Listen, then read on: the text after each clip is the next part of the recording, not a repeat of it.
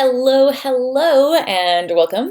I'm really excited to be kicking off this month, the Elements of Art August. So 10 Steps to Drawing is your online art studio where you're gonna be able to come and get your art fix. And just in case we haven't had the pleasure of meeting in person, I am Jessica Antonelli, your art instructor here, and I'm super excited to kick off this Elements of Art August. The elements of art are the tools that are going in our artistic toolkit that will make or break our ability to control the image that we're putting on the page. So by mastering things like value, that's really what we think of when we think of shading, or different varieties of line quality. Whenever you know that you have the ability to create different versions of these elements, you have an entire art arsenal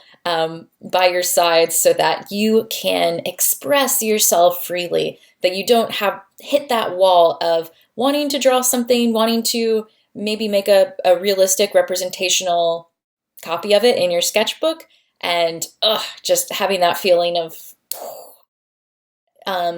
inability. Nobody likes that feeling. And in order to overcome it, there's nothing like daily practice, which is what this August Art Challenge is all about. It's actually not every single day, but 5 days a week. In this August Art Challenge, I'm going to be challenging you to spend 30 minutes a day exercising your elements of art. Of course, what's really exciting about this month's group is that we have people joining us from all over. So hey there to Megan in Korea, so cool. You're literally on the other side of the world than us. We've got people calling in from Guatemala, from Dallas, from California, from New York City, and I'd love to hear more about where you are connecting to our drawing community from. So please introduce yourself in the comments, and I'm looking forward to especially getting to know you through your artwork. All right, so now that we know our plan, one last note about that. At the end of the drawing assignment, if you're new to our group, I'm also going to include a short tour of the website and how to best use it. So if you want to hold out until the end of this recording, then I'll give you a quick little overview of the different features that we have in our drawing community and how you can make those work for you to get the best out of your drawing experience. Alrighty, so let's learn first about the elements of art. So the elements of art, these are the essential building blocks of any type of visual art. I'm talking painting, drawing, and sculpture. And just like if you think of the elements, the chemical table of elements in chemistry, the elements that we use in art are the absolute most essential things that create every other thing. So if you're ever looking at any drawing, you're going to see these elements being used together. They're never quite happening in a vacuum. These elements of art are always in some kind of symphony working to create an effect on the viewer. So let's check them out. The 7 elements of art are line, value, texture, shape, form, space, and color. We'll look at all of these a little bit more in depth right now, and then we're going to actually do some practices tonight on line and value. Line. Now, you probably assume you know what a line is. It's a line, right? The definition that is most accurate is that a line is continuous marks on a plane. So a plane being a flat two-dimensional surface or space, something like a page. But continuous marks, that might sound funny, especially if you're just thinking like, well, a line, that's just one line, right? Well, I like to draw your attention to this dotted line underneath the word line. And even though the construction of this line is just teeny circles all next to each other, our eye picks up those continuous marks because they are evenly distributed and all lined up there. We're going to read that as a line. So a line does not have to actually be one single continuous mark on a page. You can have a ... and boom, your eye's going to read that as one line. Just like we look at ants crawling toward their nest and we see all of those ants as making one line. Also, variety in line can create different visual effects. So we can see on the right here all kinds of optical illusions that are formed whenever these lines are placed in a certain variety. Lots of straight lines next to a bunch of particularly squiggly lines can really create the illusion of three-dimensionality, even though we know these are all flat lines on a screen in this case.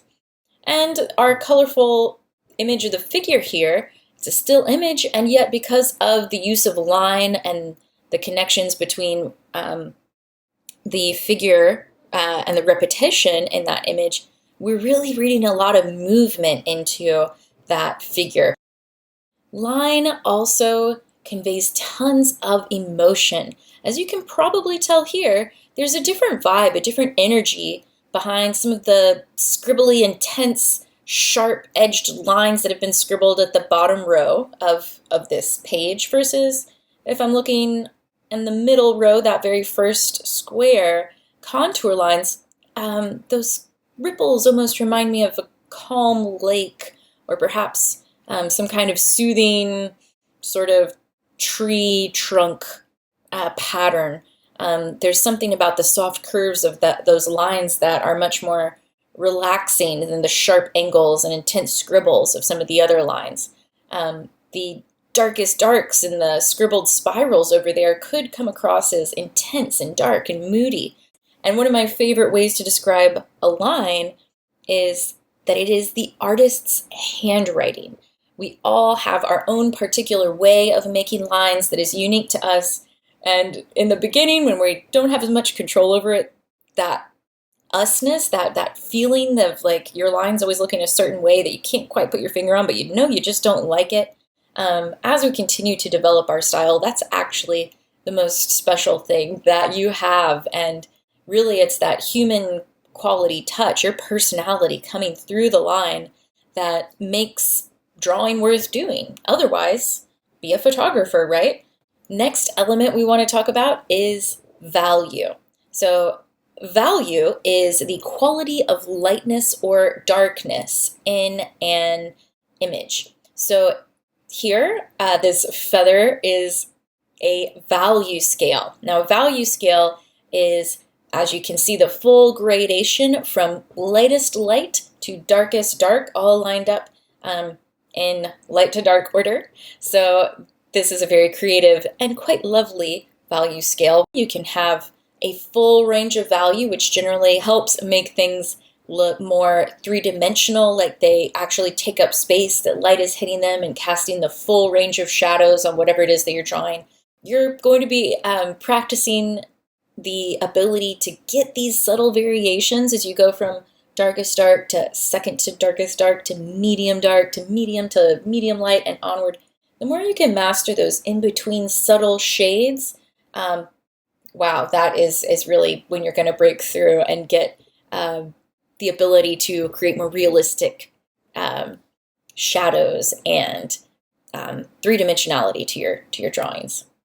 Next element that we'll look at is texture. Now, texture is the perceived surface quality of a work of art. I'm sure when you think of texture, you think of reaching out and touching something. Texture covers the tactile quality that our eyes perceive whenever we look at a piece of art. So here on the right, we have a painting, which is what we would consider photorealistic, so realistic looking that you would think that it's a photograph. But no, it's a painting. And what has made this so incredibly photorealistic is the attention to extreme detail in the lips, in the reflective quality of the tears, I'm guessing, streaming down this woman's face. To the left, we can see what could be read as the surface of the moon or some type of close-up microscopic view of a barnacle or something. When I think of what it would feel like to reach out and touch that texture, I'm getting a sense that it would be sharp and rough and raspy. So we almost feel that sense light up in our brain whenever we see a certain texture like that. So it's a very rich quality to be able to convey. And as you can see, the elements are again working in harmony here to create this texture. So we're not seeing texture in a vacuum. That's impossible. We're seeing intricate line work that is put together in such a way, these sharp, kind of short little lines feed into that sense of reaching out and feeling something scratchy. And the way that the artist has shifted subtly and gone from lightest light, where light would be hitting these sort of craters, to darkest dark and the deep side of the craters, it gives that sense of sharp up and down little ridges and bubbles that are what create the texture. So if you're feeling brave, that would be quite the texture to attempt to copy. If you do, be sure to post in our group so I can give you a huge round of applause. Next element we'll talk about is shape. Now, shape seems easy enough, but there are a lot of really cool ways we can use it as artists to improve our drawings. And whenever you're building a drawing up, one thing I want to start getting into your mind is to use shape strategically to go from simple shapes to eventually drawing more details. So first of all, what is a shape? Definition is that shape are enclosed lines on a two-dimensional plane. So these lines, you can't have a shape that's like the letter U, for example. Close it, turn into an O, that O is a shape. It's a circle. But if you have an opening, doesn't count as a shape. Also, most important thing I want you to remember about shapes is that they are two-dimensional. They have height, they have width, but they do not have that third dimension that you pay a little extra for with your ticket to go see the 3D movies. So shape is flat. And there are two types of shape that it's good to know about. On the right here, we'll see geometric shapes in this little kitty cat. So what you notice is the cat has an overlay of triangles, circles, squares, rectangles. When you think of a geometric shape, geometry class, math, those are the ones we're talking about.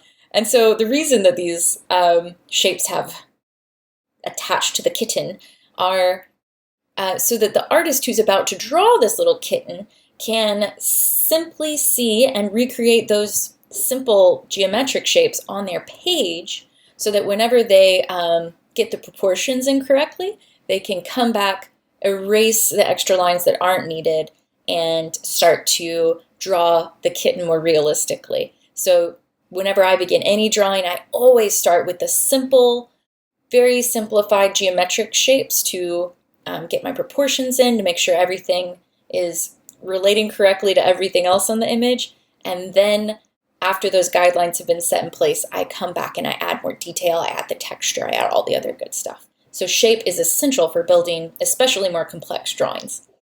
On the left side of our screen here, you'll see organic shapes. These are collages actually made by Matisse.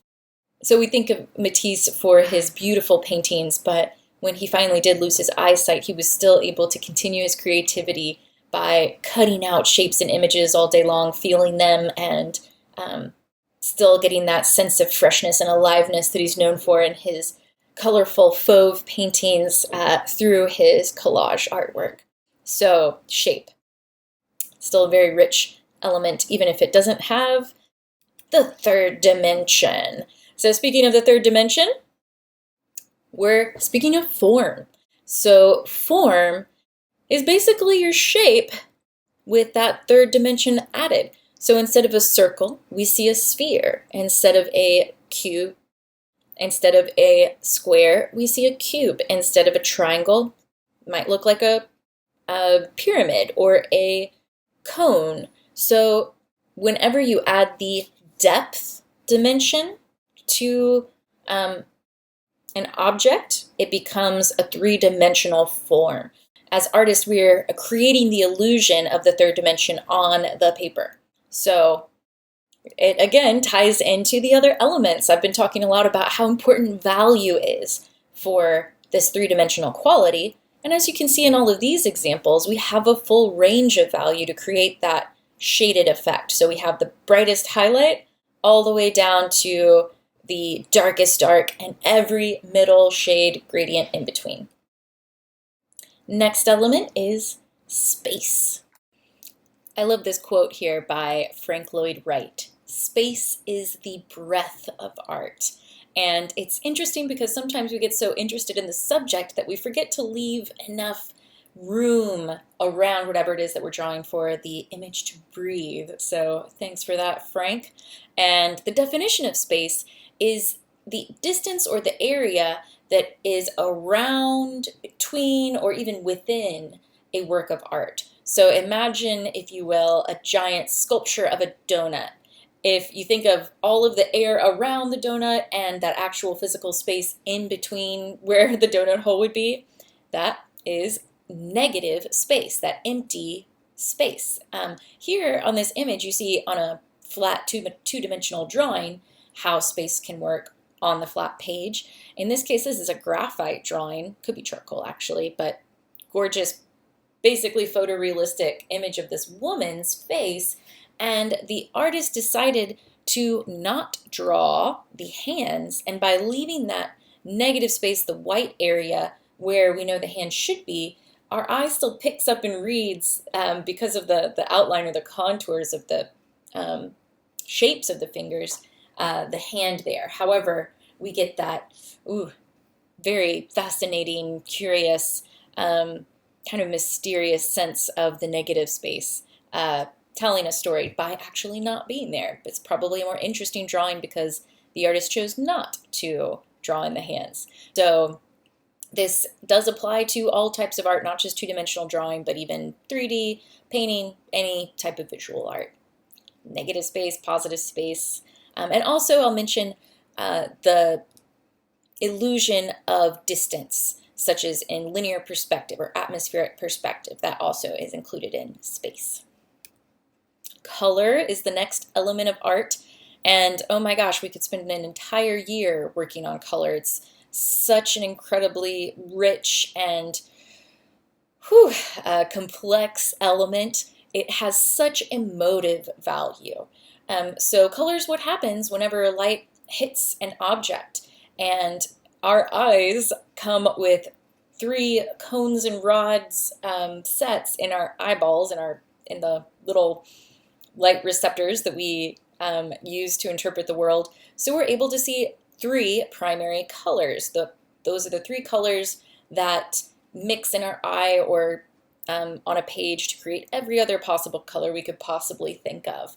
Colors have relationships to each other. So if you see, say, a color of red with a different color background, then it would appear different. It would appear like a different shade of red if it had, for example, a maroon background versus a white background. You might read that as a different color because the relationships between the colors are maybe clashing or more harmonious, but just know that there's a lot to cover with color. And then here's just a few little fun examples of some cacti. I spent a whole lot of time in San Miguel de Allende, Mexico, and the local flora is great, so it rather inspired these examples. Interesting here, I'm sure hopefully you're already popping into your head some of the different elements of art that we see here. So color, we were just talking about, obviously. Interesting mix of colors here. We see that bright primary yellow and the bluish shades. Not quite as much strong, bright fire engine red, but definitely a huge variety. Lots of different shapes, the overall shapes of the cactuses themselves and their little cactus arms. Tons of patterns and varieties of shape. But you know what I don't see here, and I want to point this out, is I don't see much of that third dimension. And what's the third dimension element of art? Form. Right. So we get the sense this is a flat, decorative image as opposed to a realistic drawing of cacti. And another thing you don't see a whole lot of here are subtle values in the sense of using value to shade to make something look three-dimensional, to make it look like it has form. Just some things to consider and look at. Super simple little cacti here with some happy little colors and interesting variations in line work. In these cacti, what struck me about this image is the shift in value. Where do you see the darkest darks? Up here in the foreground, right? Then the medium tone colors, like our kind of medium shade greens and pinks, kind of in the middle ground. And then finally, in the background, we see high value, or very lightly toned, lightly shaded, kind of dusty, purpley, blue-green cacti seeming to fade into the distance. And that's an incredible thing that value can do. It can give that sense of depth, so it can add to a sense of space. Again, here we see all of our elements working together, working in harmony to create a punch of the overall effect for the viewer. Color, line, texture here. Again, texture coming through these watercolors. Lots of repeating shapes. We see a lot of sort of soft triangular imagery here. Very pleasing to the eye. So just want to give you all some images to apply our elements of art to. Alrighty, so that covers the 7 elements of art. Today's exercise, we're going to work on creating a value scale using line. But before we dive into our drawing, I want to talk a little bit about the materials that you'll need for this full month, and then we'll get drawing. After that, I'm going to show you the detailed drawing schedule that you'll be sticking with for this week and what the expectations are for you to draw. And that'll be that for this call. So materials, I wanted to keep things as simple as possible because I know a crutch that I've had in the past and that many aspiring artists get stuck on is thinking that you have to have the perfect materials to really get into your drawing. And if you have absolutely nothing else but a number 2 pencil, so be it. That is just fine. With a number 2 pencil, with more pressure added to the pencil itself, you'll be able to get a nice dark line. Of course, by adding less pressure, you can lighten that up. You got an eraser at the end. Hey, you can learn to draw with nothing but this. If you happen to have something a little fancier, if you've been collecting art supplies for a while, maybe you've got something like an HB pencil. The H there stands for hard. The higher the number of H pencil, so you might find a 2H or a 4H, the harder the graphite will be and the lighter the line it will make. So these H pencils are good for very light guidelines often that artists will make before they jump into the details and the darker areas in their drawing. And if you happen to have something even darker, this is an 8B, super dark. The B I think of as standing for bold. I think it stands for something else, but what it means is it's very soft graphite. The soft graphite lead comes off really heavily on the page, and so it creates dark, sultry lines. So if you're getting fancy, you could have some kind of range of H and B pencils, but that 2B will do you just fine. You'll need a pencil sharpener and an eraser, of course. As far as pens, my go-to is honestly going to be something like a cheesy, cheap, common ballpoint pen, such as like a Bic pen. This one happens to be purple, but it's just some kind of cheesy pen. These actually have the ability to create a very light value if you're drawing with a light touch, and you'll find that you can actually add pressure and get more variety in your line work. Let me just go ahead and illustrate that for you real quick. I've been doing some line and value exercises here. These are actually from the live call last night where the call didn't get recorded. Fun stuff. But I just want to show you real quick by simply, okay, here we go, changing the pressure on the pen. I can actually get quite a soft gradation, and here you can see this. I was able to get a pretty believable blendy value scale, just changing the pressure on the page. Normally, I'd want to spend more time and do something like hatching with pen to create more of a value scale. But a little ballpoint pen like this would work. Another pen that I would recommend if you've got it available to you, and I say that because we've got people calling in from all over. I'm thinking of you, Diane, out there in Guatemala, where I know you've got limited art supply resources out there. But Micron pens are wonderful. Another brand that you see a lot is Staedtler. This is a Staedtler pen I picked up in Mexico. You can get them at the little corner stores, at the papelerias. I've used this one so much you can't even read the label anymore. They come in different nib sizes, so these are kind of like a felt tip, soft point tip pen.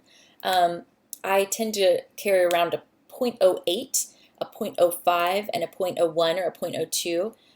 That's a kind of broad tip is the 8, medium is the 5, and teeny tiny is the 1 or the 2. If you happen to be in San Miguel de Allende, where I often teach classes and where I met many of you, then you can go to El Pato, talk to David, my man, and he'll hook you up with all the pens you need. So those are excellent to have. I'm also a huge fan of a fountain pen. This is the Lamy Safari pen. This is kind of a classic in the world of fountain pens. It's got a replaceable cartridge, so whenever the ink runs out, I'm often changing colors and just refilling this guy, adding new things to it. The only other materials you'll need are, of course, your sketchbook. Any standard student grade sketchbook or a mixed media or drawing pad. If you see anything that is labeled any of those things, then you'll be just fine. And I don't want you to be too precious with the artwork that we make. So this is an elemental basic drawing class. You don't need to be fancy. If you happen to just find any unlined blank book that has, pages that aren't completely see-through, it'll probably work. So don't get too caught up on things needing to be very fancy for this challenge. Just get that drawing out on the page and you will get better. And then that might be a good time to invest more in art supplies. There's the common problem of investing lots of money in art supplies and then not investing the time. And it's the time and practice that actually make the difference. So pens, pencils, paper, and we do have a week of color. So I invite you to bring whatever color medium is most attractive to you, hopefully that you have on hand. I'm going to be working with colored pencils, but I would also recommend if you happen to have markers or water-soluble pencils, or if you feel very confident working with something like watercolor, you can use those options. But I'll be working with colored pencil for this month's challenge. Let's go ahead and put our materials to the test by making 3 value scales. So a value scale is a chart like this that goes from lightest light to darkest dark. Here you can see what we did the other night is we're using different types of lines, different line qualities to create our value scale. So that's what we're about to do right now. I went ahead and I used my business card, drawsanmiguel.com, check it out, to create my value scale. So I'm not going to trace the entire card. I'm actually just going to trace about half of it to create a long, skinny rectangle on my page. I'm doing this in pencil. So I just went ahead and used the hard edges of my business card to create the scale. I'm going to cut that in half and then cut that in half again for just a small 4 squared value scale. And let's go ahead and make one more. We're going to do one more that has, if you can, I would challenge you to try and make 5 lines to divide this value scale. And let me show you how I do that. I start by creating, honestly, sort of an arbitrary square in the middle. I am not a hyper picky person in my sketchbooks generally, where I'm the type to bust out a ruler and measure things. I'm kind of the belief that the more I practice, the better I'll get over time at nailing that down. So here I am with my 5 rather off and yet still completely helpful for this particular activity drawing scales. And finally, let's do one more, this time with no lines, a little bit of freedom. If you don't have a business card, any hard edge will work. You could use a piece of paper, you could use a book, you could just freehand it and have 3 sort of rectangles on your page. So this is what I'm looking at here. And I'm going to begin actually at the bottom value scale, and I want to show you a few different ways that we can create types of lines using our pencil. So your entire life, if you've been to traditional school and learned how to write with this thing, you've been taught to use the sharp tip of the pencil to create hard edged lines. It's going to give you the type of line that we would use to write a word. So here I am holding my pen like so, like you're probably used to using it, to create a hard edge little line. I just wrote the word blend because we're going to be blending the graphite here at this bottom value scale. This is what I'm talking about when I'm talking about hard edge, sharp, skinny little lines that we tend to make with our pencils. Here's what I want you to get used to trying. You can attempt to hold your pencil like so. Everyone's hands are different. If this just does not work for you, play around. See how you can comfortably hold your pencil so that you're able to let the flat edge of the pencil touch down to the page. We are not trying to get the sharp tip of the pencil to touch. We are aiming to get the widest flat edge of the graphite as we possibly can. If you feel like there's a certain angle that you're more comfortable drawing at, move your sketchbook around. There's no rule that says you have to draw, the way that we would read. You can move this page around however you need. So I'm actually going to draw kind of sideways. I'm going to start with my heaviest pressure at the top of my value scale here and start to, let me show you how I'm holding this here, decrease pressure as I go down the page until finally toward the end of my value scale, I've got a really light, almost invisible application of the graphite. Now I'm going to have to take some care to continue doing this and maintain that subtle shift in value. And I'm actually, turn my page again, going to start with the outside edges first. So you can see how I've sort of gone around the outside edges of this value scale. It's not perfect right now. It looks like a mess, but I can keep coming back to darken where I want it darker. Again, using that wide edge of the pencil. Just blending right back over where I began. I'm trying to find areas where I see any obvious hard lines so that I can come back and soften them up. So I saw I had sort of a smudge in the middle. I wanted to get darker there so that everything softly blends. What we want things to look like is that there's like no hard lines between one value and the next. One thing you can also do if you don't mind getting a little messy is to come in with a finger and allow the graphite to kind of smudge and blend that away.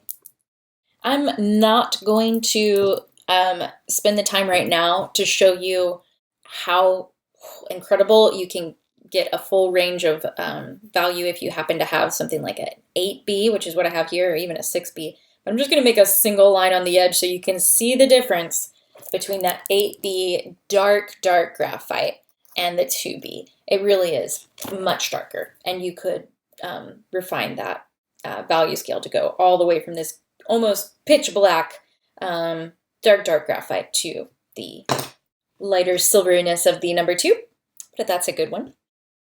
Next, I'd like you to practice in the other 2 squares. You can choose which application of these 2 designs that we're going to do that you want to do on your value scales, but I'd like you to practice hatching and small teeny tiny little circles. and slightly bigger circles. In fact, the size of the circle is what is going to create the shift in value. So if you look at the example from the other night, you can see how in the area where I want my value scale to be very light, I have enormous circles. So I'll just do that in my top square over here.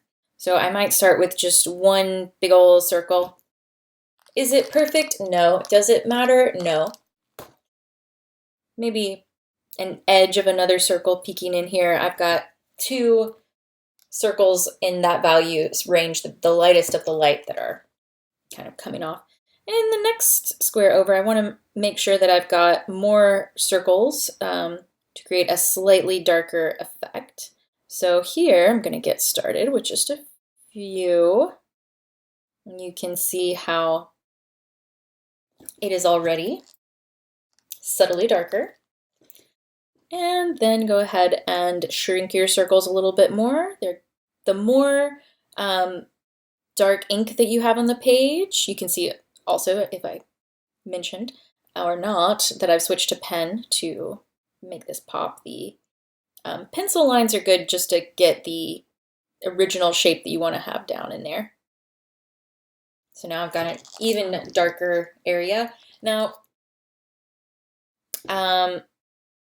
honestly, I want you to have the final value scale here better than I've done. So what I like about this value scale that I did was my darkest dark circles got super dark because I made them tiny little circles, which is what you need for this to be effective. So if you feel like you want yours to look more like my first example, not the one I'm doing here with you now, then you might even begin with the darkest dark area and start making your teeny tiny circles first and then go for the larger circles. So up to you.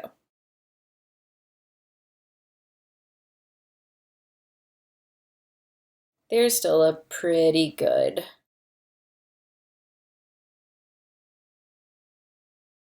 difference in value though.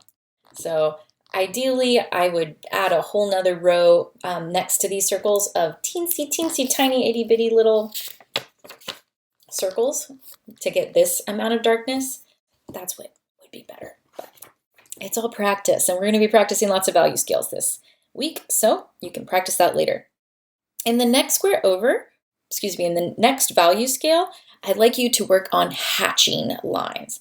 And hatching lines are straight lines. They can be vertical, horizontal, or diagonal, but they are not crossed by another line. So we also talk a lot about cross-hatching in basic drawing classes. And in cross-hatching, you have that perpendicular line that crosses it. So if you've got a horizontal line, there's going to be a vertical line cutting it across.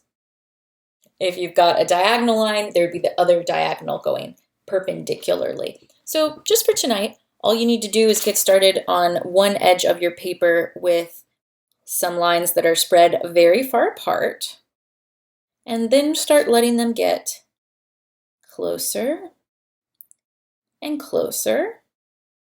Just to show you how I'm getting started here. Fortunately, this is covering up the incident of my uneven lines. And then you'll just continue until by the far edge of your completely dark value scale area, the lines are so close together, there's almost no white of the page showing through. So go ahead and work on that for a sec.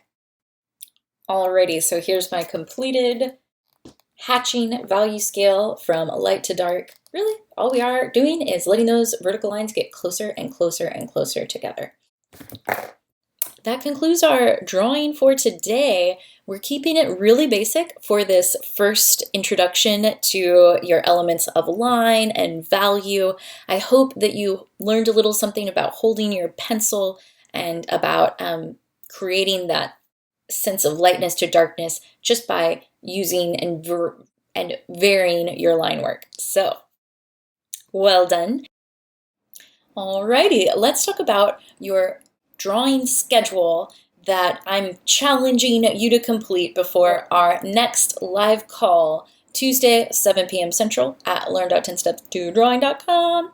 So here we have the August Elements of Art Week 1 challenge.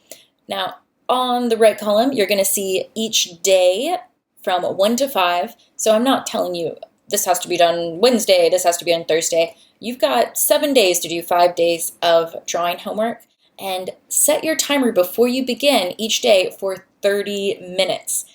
I'll tell you, the time just kind of stops working correctly whenever you're doing these types of drawings. I thought when I first created this homework, no way am I going to spend 30 minutes on these elements. That's so basic. Like, I've been doing this forever. I spent about an entire hour doing this assignment, our first assignment, this earlier today. So if you look on the Learn.10 Steps Drawing main feed page, you'll see how it ended up taking me so much time. I kind of explained the process that I went through there. But, I had a really good time doing it, so it was a wonderful hour. So the instructions for day 1 and the examples that you'll use are all strung out to the right of each day's assignment. So day 1, I'd like you to take a coin, any coin. Love that we've got people who are going to be tuning in from all over the world using all types of currencies. Maybe it's a Mexican peso, maybe it's an American quarter, maybe it's whatever you guys are using in Korea or Guatemala. Actually, that'd be cool. Send us a picture of the coins that you use to trace. But go ahead and trace a few coins and then start filling them in. You can either copy directly the different types of lines and the fun little different designs that I've shown here on our weekly drawing schedule, or you can come up with your own designs. That's exactly what I did. I ended up copying some of these or making my own little variations on them. And then when I got bored of that, I was looking around the room. I was doing copies of my tablecloth. I was doing drawings of these seeds because they were in front of me and it was just the first thing I saw. And it was interesting when I first used that technique of looking around the room for something to draw. I thought, these seeds are so boring. This is not gonna be cute. This is gonna be weird. I actually ended up liking that circle a lot. It's this little guy in the corner. So you never know when something you think that will be boring is actually a lot of fun to draw and has an interesting texture effect. So fill those little circles with all of the different types of lines you can possibly think of, and that'll be your first day's homework, 30 minutes. Day 2, you are going to be working with different line quality in these little rectangles. Now these I do recommend that you copy basically exactly, because what you'll see is we've got different types of lines that have subtle variations. Some of them are short, quick lines. Some of them are long, kind of these firework or fur-looking texture lines. Some lines have been made with a slow, uniform precision, whereas we've got other areas where we've got flowy lines that hug each other and kind of contour next to each other, creating this wood texture.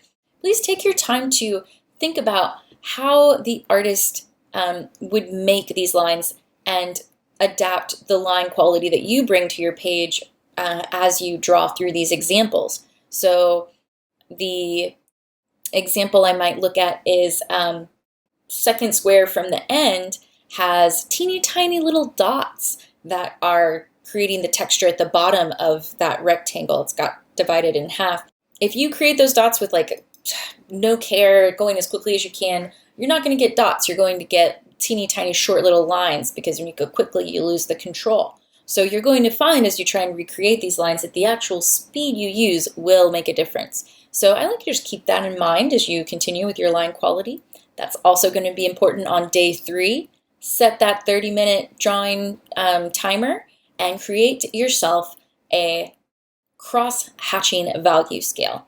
So as you can see here in the lightest light section of the value, they only did hatching, going one way. That helps more light show through to make it lighter. The next square after that, they went ahead and added vertical and horizontal hatching. The next square after that, they actually went and added in the diagonal. In the next square, they added the opposite diagonal. By the fourth square, you can just do whatever you need to do, just color it in all the way black. A lot of what we're going to be working on in these elements are the micro muscles in your hand that give you the control to create these lines. And again, if you need to move your sketchbook around to make a diagonal line that is not squiggling all over the place, that's what you got to do. If 30 minutes goes by very slowly and you're able to create that value scale in no time, then after you created this one with this example, do one that's all vertical. Do one that's all horizontal. Keep practicing these linear value scales until your 30 minutes is up. Day 4, you're going to, again, trace your little coins. I like to start with my initial shapes and pencil and then come back with pen. However, you have my blessing to stick with pencil for this Day 4 exercise, because to create this effect, we're kind of skipping ahead and creating a little bit of that three-dimensional form, even though technically we're supposed to be focusing on value and line today, or this week. We just can't help but end up by creating three-dimensional form when we add value in our line work, because again, that range from light to dark is what gives the illusion of depth. Here we have a highlight on each of these little spheres that makes it appear to pop, and a darker area that appears to be in shadow. So do your best. Don't worry if it doesn't turn out actually three-dimensional. We're going to talk a lot more about creating realistic spheres next week. And then finally on Day 5, again, set that 30-minute timer and have fun going crazy with value scales. So this is where, as we continue with these elements, I'm also going to be asking you to get creative and just look for inspiration around you. There's no wrong or right answer. Things that appear very boring actually look pretty cool when you have a lot of variety. So the examples in the bottom corner there are just 4 value scales that have been kind of squished together. I wanted to show you a lot of different examples. We've got little black circles that start close together and then get farther apart. That could be a fun little value scale to do. The one below that's kind of funny shaped little pentagon sort of shards. Another totally doable thing. Create a shape, allow it to get teeny tiny and close together and then bigger and farther apart to create that illusion of value. Could be squiggles, it could be kind of rainbow curves, absolutely anything you come up with. Feel free to copy these or come up with your own, as long as you're practicing those value scales for about 30 minutes. So all together, that is going to get you a great introduction to line and value and elements of art this week. I'm really excited to kick off this challenge and see your work. I will talk to you next week. Looking forward to seeing you, 7 p.m. Central. Be sure you check what that time is for you. And all you need to do to reach the Zoom call, our event, is to go to learn.10stepstodrawing.